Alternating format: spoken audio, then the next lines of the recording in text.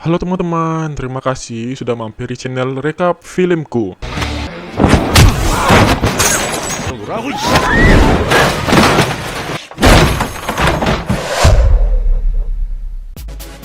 Dan film ini berjudul Drone Up yang dirilis pada tahun 2022.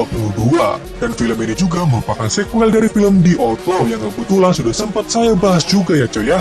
4 tahun setelah kejadian tumbangnya seorang kriminal yang bernama Jang Chen di film The Outlaw sebelumnya, kini terdapat banyak sekali para kriminal yang kabur dari Korea demi menghindari penyelidikan dari polisi.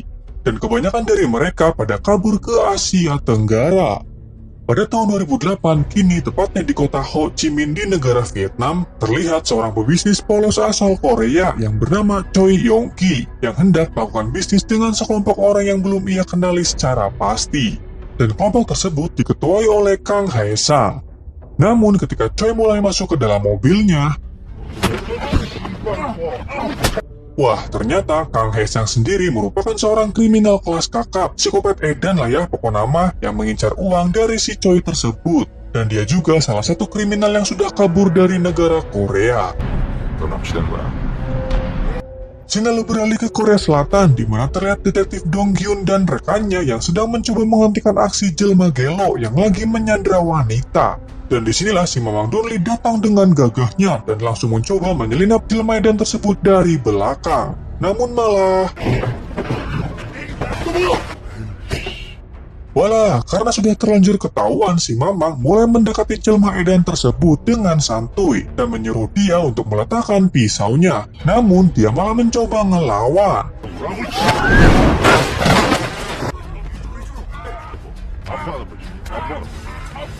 Pada saat sudah tertangkap, tangan si Mamang pun malah digigit dan si Mamang langsung menggapok ke mukanya.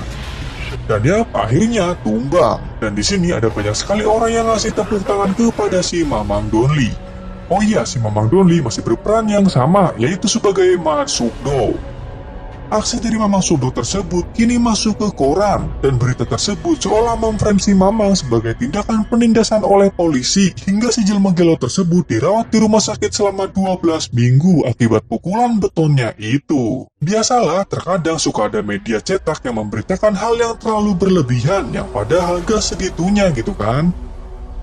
Tak lama kemudian datanglah Kapten Jeon. Nah, tiba-tiba Kapten menyuruh Suk-do untuk pergi ke Vietnam untuk menemui seorang kriminal asal Korea Selatan yang bernama Yo Jung-hoon. Hah? Aya naon sih di Vietnam, kata si Mamang Suk-do. Nah, menurut keterangan, Yo Jung-hoon telah menyerahkan diri ke polisi Vietnam karena ia sudah mencuri emas dan perak. Hah? Si Mamang Suk-do pun bingung sekaligus heran kenapa tuh orang kok mau menyerahkan diri begitu saja. Nah, Kapten John pun akhirnya bakal memutuskan pergi ke Korea bersama dengan detektif Mamang Suk-do. Ya, walaupun awalnya si Mamang khawatir karena dia nggak bisa bahasa Inggris sama sekali. Namun, Kapten John dengan pedenya ia bisa bahasa Inggris katanya. Dan sampailah mereka berdua di bandara Ho Chi Minh di Vietnam. Namun, sebelum masuk ke negaranya, ia diperiksa dulu lah ya. Di sini si Mamang Suk-do kocak mencoba ngobrol sama petugas bandara tersebut. Hello? Hello? Out, okay, out. 일단 앉아. Tak lama kemudian datanglah Park Chang-so yang merupakan petugas polisi di Konsulat Jenderal Korea yang memang khusus melayani polisi yang datang dari Korea. Mereka bertiga pun lalu pergi mabar aka makan bareng di restoran angkringan pinggir jalan. Si Mamang Suk-do juga sempat melihat orang di sekitarnya yang merupakan gangster asal Korea. Dan ya, memang ada banyak sekali para kriminal dan gangster dari Korea yang berkeliaran di negara Vietnam ini. Scene lalu beralih ke kantor konsulat jenderal Korea, di mana Kapten Jeon sedikit mengeluh karena gerah dengan ruangan kantornya yang memang panas, gak ada AC-nya. Suk-do di sini melihat ada banyak sekali pengunjung dari negara Korea yang hilang. Dan menurut Chang-so, ternyata ada lebih dari 30.000 pengunjung yang datang ke negara ini setiap bulannya. Dan pastinya ada banyak kasus korban yang hilang juga. Nah, motifnya sih katanya penjahat tersebut adalah tentang uang. Suk-do di sini masih heran aja kepada seorang kriminal yang menyerahkan diri itu. Chang-so lalu bilang kalau dia menyerahkan diri karena hati nuraninya. Nah, masa sih? Dan mereka pun lalu menghampirinya dan inilah babangusnya. Awalnya sih si Mamang Sukdo menginterogasi Jung-hoon dengan cara yang sopan. Namun karena jawabannya yang masih aja karena hati nurani, si Mamang memutuskan untuk menginterogasinya dengan caranya sendiri. Kapten Jeon mulai menutup kamera CCTV-nya dan inilah yang terjadi.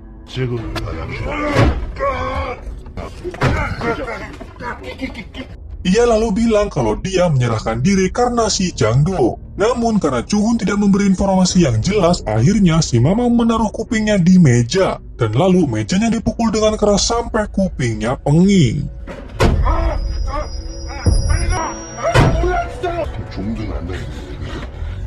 Setelah menginterogasi Jung-hoon pun, si Mamang dan Kapten Jeon bergegas menemui seseorang yang bernama Jang-do tersebut. Namun waktu sudah sampai di rumahnya, ternyata Jang-do sudah dalam keadaan terkapar alias sudah terbunuh.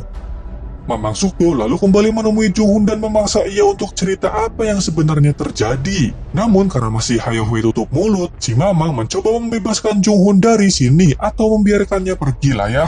Namun anehnya si Jung-hoon ini malah gak mau dibebasin dan ingin tetap menyerahkan diri saja. Lah aneh nih orang kenapa ya? Dan yap, akhirnya dia mau cerita. Nah jadi dia sebelumnya sudah bekerja sama dengan seorang kriminal yang bernama Kang Hae-sang yang di awal scene tadi untuk menculik Choi Yong-ki dan merampok uangnya karena dia merupakan anak dari keluarga orang kaya. Namun di sini ternyata sempat terjadi ketidakadilan dalam pembagian hasil uang rampokannya itu, di mana mereka bertiga, si Jang-do, Gi-baek, dan Jung-hoon hanya mendapatkan 50.000 dolar Korea saja, sedangkan Kang Hae-sang dan rekannya yang di belakang itu mengambil lebih banyak dari itu. Dan disinilah sempat terjadi percekcokan di antara mereka, sampai-sampai Choi Yong-ki berhasil keluar dari mobilnya dan lari asruk-asrukan.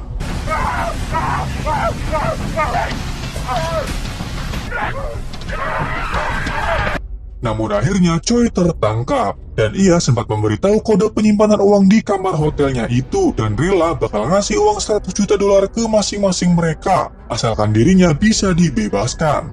Namun tak lama kemudian Kang Hae-sang datang dan lalu membacok Choi hingga meninggal. Gi-baek di sini sempat kesal, ngapain coba dibunuh kalau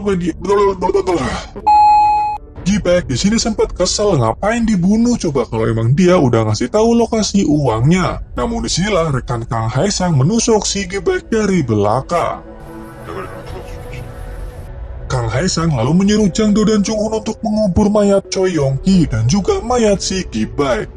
Nah setelah kejadian itu pun Jung-hoon dan Jang-do mencoba melarikan diri. Namun beberapa saat kemudian Kang Hae-sang ternyata mengirim anak buahnya untuk membunuh Jang-do dan juga bakal membunuh Jung-hoon.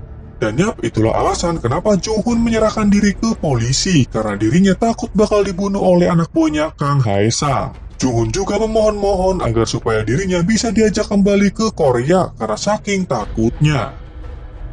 Setelah mendengar cerita itu pun si Mamang langsung melapor ke kepolisian Korea dan ia juga langsung segera pergi mencari mayat kedua orang tersebut berdasarkan alamat yang dikasih oleh Jung-hoon ini. Setelah menggali lebih dalam, si Mamang akhirnya berhasil menemukan mayat tersebut.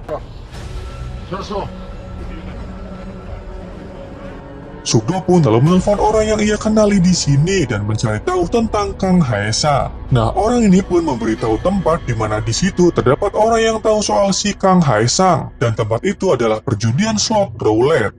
Nah, tak lama kemudian ada pihak polisi Vietnam ini yang menegur aksi penyelidikan oleh Mas Sukdo yang semena-mena di luar yurisdiksi dari negara Vietnam ini. Namun urusan ini bakal diselesaikan nanti karena Mas Sukdo baru saja mendapatkan Sherlock alamat tempat orang main slot tersebut. Si Mamang Sukdo dan Kapten Jeon pun lalu mengunjungi tempat judi slot nggak pakai online tersebut. Di sini sempat ada orang yang mukanya berkelontongan sekali dan inilah yang terjadi.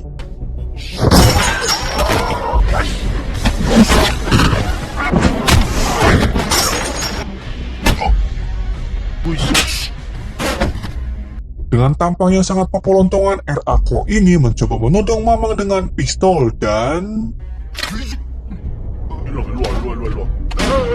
Setelah berhasil memunculkan RA-KO, akhirnya si Mamang Sukdo berhasil pula mendapatkan alamat tempat kediaman Kang Hae-sang dan lalu menuju ke sana. Nah, pada saat di perjalanan, detektif Hongsu kembali menelpon Ma Suk-do. Ia menceritakan bahwa ayah dari Choi Yong-ki yang bernama Choi Chun-bai malah tidak melaporkan kasus anaknya yang hilang tersebut, melainkan malah tutup mulut. Nah, hal tersebut membuat Ma Suk-do berpikir jangan-jangan Choi Chun-bai mengirim orang untuk membunuh Kang Hae-sang. Dan ya, benar saja, di tempat kediaman Kang Hae-sang sudah datang sekelompok gangster suruhan Choi Chun-bai untuk mengambil kembali uang hasil rampokannya si Kang, dan juga untuk membunuh Kang Hae-sang karena sudah membunuh anaknya aka Choi Yong-ki. Nah, ketika Kang Hae-sang kembali ke tempat kediamannya, anggota gangster ini pun sudah siap untuk membunuh Kang dan terjadi pergaplokan dan pertonjokan.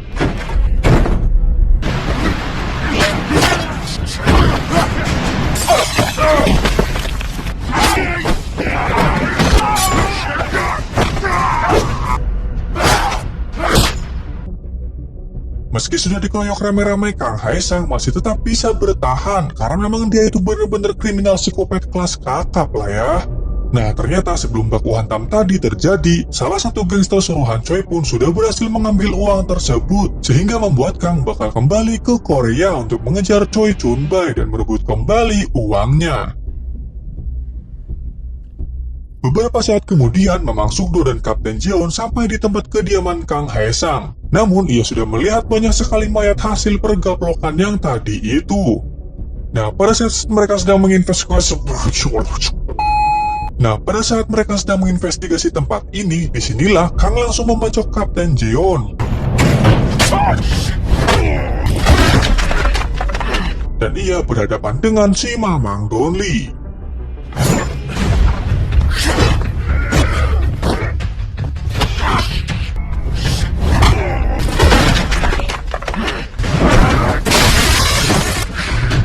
Kang Hae-sang berhasil kabur, namun tidak dengan merekanya ini. Kapten Jeon kini harus dirawat di rumah sakit sambil merengek-rengek kesakitan dan ingin sekali membalas dendam ke si Kang. 좀 어떠세요? 괜찮으세요? 괜찮아. 잠깐만. 야야 저 가만히. Mamang Suk-do lalu menuju ke ruangan perawatan si Jangkung alias rekannya si Kang Hae-sang yang berhasil ditumbangkan itu. Dan sepertinya dia mau memberitahu keberadaan Kang Hae-sang saat ini. Nah, di luar ternyata pihak polisi sudah mendeportasi atau mengusir Kapten Jeon dan juga Ma Suk-do untuk kembali ke Korea. Si Mamang Donli dengan tampang yang sepertinya sudah mendapatkan informasi, ia dengan semangat menyetujui deportasi tersebut dan segera kembali ke bandara untuk ke Korea Selatan. Kapten Jeon yang belum paham pun protes, lah kan belum menangkap tuh orang. Lalu si Mamang dengan bisik-bisik memberitahu kalau Kang Hae-sang saat ini pergi ke Korea untuk mengincar Choi Chun-bai. 나한테 이번은 마테체로 덤비구나. 야 인마 나 이거 손이 이래가. Setelah dari bandara pun Mamang Suk-do dan Dong Gyun pergi menuju ke sebuah tempat dan menemui orang ini. Dan apakah kalian masih ingat? Yap, dia adalah Jang Isu yang dulunya merupakan seorang bos gangster. Kedatangan si Mamang di sini hanya untuk menanyakan jadwal rute kapal penyelundupan dari Cina ke Korea Selatan, karena dia pasti tahu informasi tersebut. Namun seperti biasa, ia pakai acara ngeles dulu. Dan tahukah kalian apa yang dilakukan oleh si Mamang? Waduh, kempes-kempes datu biji. Informan isu yang bernama Kapten Bermata Satu pun mengatakan bahwa pagi ini terdapat kapal yang mencurigakan telah tiba di pelabuhan Gongping. Dan yap, Dong Gyun segera melapor kepada Hong Suk. Namun isu di sini lalu mencoba mengejek si Mamang Suk-do dan lalu... 개새끼네 진짜. 불렀냐? 아닙니다. Setelah tim detektif menginvestigasi CCTV di area pelabuhan Gongping, mereka menemukan satu CCTV di mana terlihat Kang Hae-sang yang sedang mencuri mobil sepertinya. Di tempat lainnya terlihat dua orang kriminal yang berasal dari negara Filipina. Sebenarnya dia dari Korea sih, yang bernama Gichul dan juga Sonchul, yang baru saja memasuki wilayah Korea. Sinel menuju ke Ma Suk-do dan Kapten Jeon yang menemui kepala Departemen Kepolisian Korsel, di mana kepala kepolisian itu pun kesal dan marah-marah karena mereka berdua sudah melakukan penyelidikan semena-mena di negara Vietnam kemarin. Namun setelah mendengar penjelasan yang sangat-sangat jelas dari seorang Kapten Jeon, akhirnya kepala polisi memberikan waktu 1 minggu untuk menyelesaikan urusannya. 막을 수 있는 건 일주일이야. 일주일. Dan setelah itu pun Masukdo dan rekannya lalu melayat ke pemakaman Choi Yongki dan bertemu dengan ibundanya sekaligus istri dari Choi Chunbai yang bernama Kim In-soo. Di tempat lainnya terlihat Chang bersaudara ini sedang menunggu targetnya. Dan di saat yang bersamaan juga terlihat Choi Chunbai yang bersama dengan bodyguardnya yang sedang naik lift dan bakal menemui orang suruhannya di parkiran. Dan pria yang di tengah ini ternyata, wah, si Kang Haesang. Kang Haesang di sini melirik ke arah Chunbai, namun sepertinya Chunbai belum mengenalinya. Kang lalu dengan legeknya bilang jujur kalau dia adalah Kang Haesang dan lalu...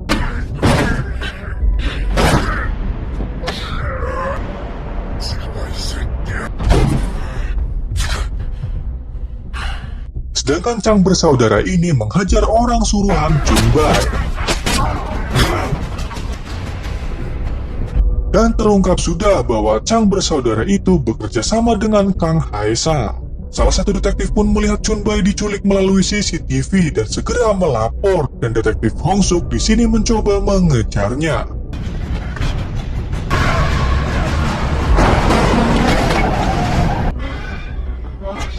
Kang Haesang lalu berhasil menculik Chunbai dan lalu menyandranya dan lalu memotong jempolnya. Dia juga sambil mengancam istrinya kalau Chunbai pengen selamat, maka Kim harus mengirim uang $2 miliar besok. Well, karena sudah tidak ada cara yang lain untuk menangkap si Kang Haesang, Kim akhirnya bersedia bekerja sama dengan polisi ini dengan mensadap percakapan antara Kim dan juga Kang dengan kedok pengiriman uang dari Kim tersebut. Dan mulailah dia menelpon.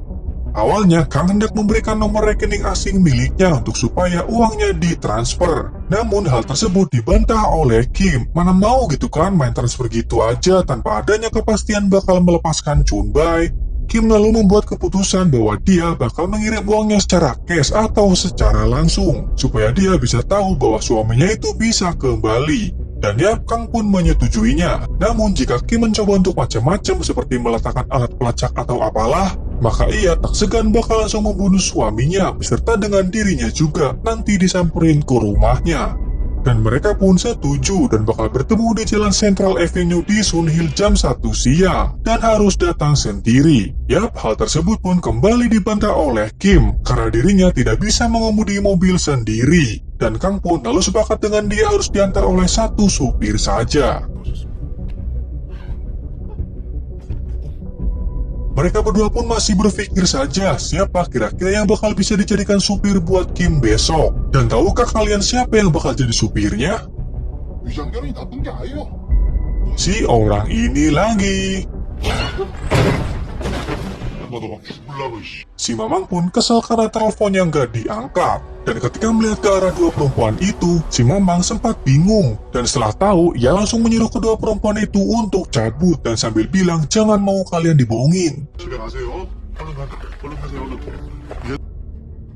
Kata si Isu teh, anjing, sialan, elu lagi.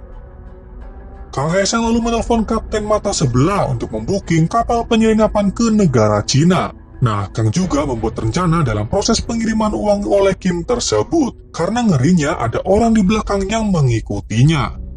Nah, disinilah Isu menyamar menjadi supirnya Kim dalam mengantarkan uangnya, sementara Chang bersaudara itu membuntuti dari belakang. Isu juga sempat ngelirik-lirik ke arah koper yang penuh dengan uang tersebut. Walah, dan kocaknya Kim mengira kalau supirnya itu adalah detektif kepolisian. Yap, disinilah formasi mata-mata detektif pun dimulai, di mana Hong Suk mengendarai truk warna putih merah, Sang Hun mengendarai mobil sedan biru, sedangkan detektif Dong Gyun pergi ke area pabrik untuk mencari Chunbai, sementara Sukdo dan Kapten Jeon mengkomando aksi mata-mata tersebut. Pada saat di lampu merah, Hong Suk melihat ke arah mobil yang berwarna sedan putih tersebut, di mana dikonfirmasi terdapat Chang bersaudara. Kang lalu menyuruh Kim untuk putar balik dan inilah aksinya. 내가 붙을게. Kang lalu menyuruh Kim untuk putar balik yang kedua kalinya untuk memastikan tidak ada mobil yang membuntuti juga.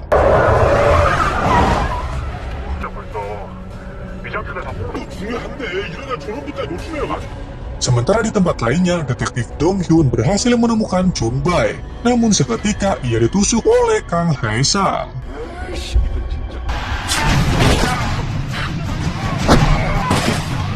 Dan Kang langsung cabut naik mobil. Setelah mendapatkan laporan bahwa Chun Bai sudah diamankan oleh polisi, Suk-do lalu menyuruh Isu untuk tetap diam dalam jalurnya sampai mendapat perintah selanjutnya.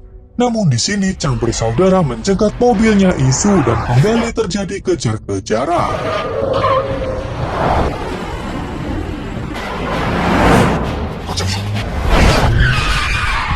Mereka berdua pun turun di parkiran mall dan lalu mencoba kabur dari kejaran Chang bersaudara itu.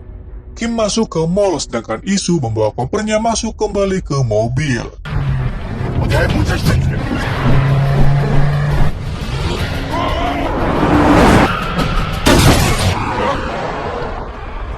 Mamang Suk-do kini mulai masuk juga ke dalam mall bersama dengan rekannya. Sementara Sang-hun duel by one dengan Chang.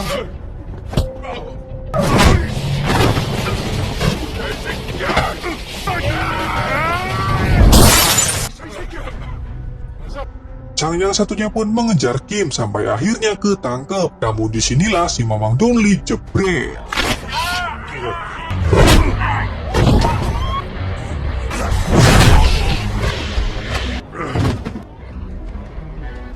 Isu di sini terlihat senang karena akhirnya bisa menghindar dari kejaran mereka. Namun tiba-tiba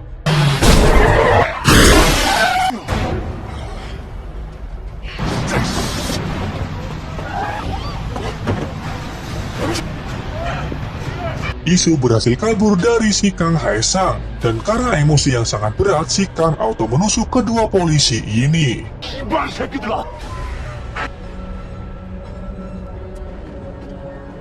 Nah, tak lama kemudian Kang melihat berita kalau Isu berhasil membawa kabur uangnya dan sedang menuju ke pelabuhan untuk kabur ke Cina menurut keterangan polisi. Dan yap, Kang pun langsung segera ke sana. Ketika Isu sudah di sana, ternyata Kang juga sudah berada di sana dan di sini sempat terjadi saling pepelontongan gitu mukanya.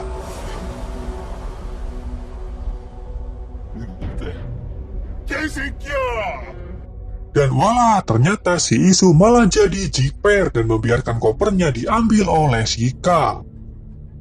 Isu lalu melihat Kang yang lagi naik bis dan yap, ia lalu menelpon si Mamang Suk-do. Dan ketika di perjalanan, busnya pun lalu dihadang oleh beberapa polisi. Dan wow, disinilah si Mamang Suk-do berhadapan kembali dengan si Kang. Namun sebelum terjadi aksi perbakuhan taman, si Mamang menurunkan penumpang terlebih dahulu. Dan disinilah pertarungan perduelan pertunjukan yang sangat epik dimulai antara si Mamang versus si Kang.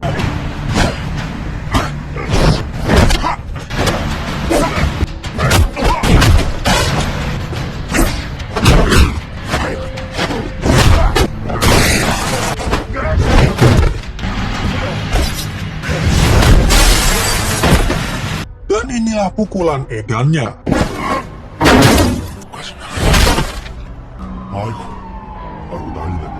Dan yap, si Kang pun akhirnya tumbang oleh si Mamang Suk-do. Nah, disinilah plot twistnya. Ternyata si Mamang Suk-do sudah sekongkol dengan Isu, yaitu dengan cara menyuruh Isu untuk pergi ke pelabuhan dan memesan kapal untuk pergi ke Cina untuk supaya bisa ditayangin di berita. Untuk supaya nantinya berita tersebut bisa dilihat pula oleh si Kang Hae-sang, sehingga membuat Kang Hae-sang ikut datang menemuinya. Dan itulah kenapa Isu dengan polos memberikan kopernya itu kepada si Kang. Wah, GG sih. 총 13명을 살해한 강모 지갑을 살해한 범인들에게 복수하기 위해 청구업자 등반을 검토 중이라고 밝혔습니다.